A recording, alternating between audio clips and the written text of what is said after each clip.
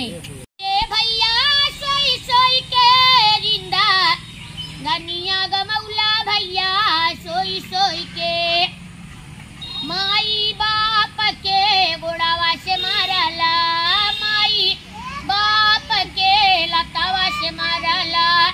मेहरी कपिया गोड़ा धोई धोई के जिंदा गनिया गमौला भैया सोई सोई के ए माई बाप के गोड़ावा से मारला मेहरी कपिया गोड़ा धोई धोई के जिंदा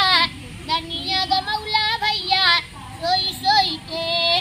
साधु ये शांतन के दिखिया न देहाला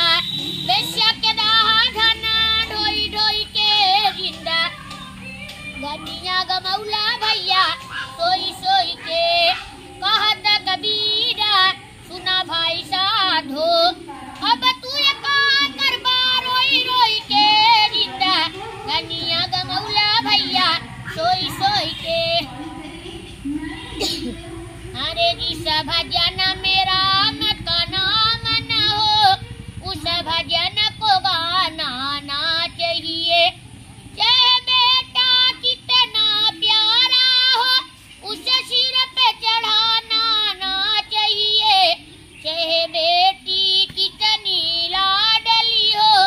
घर घर में घुमाना ना चाहिए जिस भजन में राम का नाम न हो उस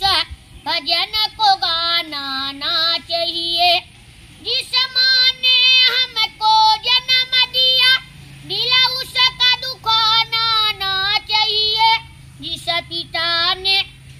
पिता ने हमको पाला है उसे कभी रुलाना ना चाहिए जिस भजन में राम का नाम न हो उस भजन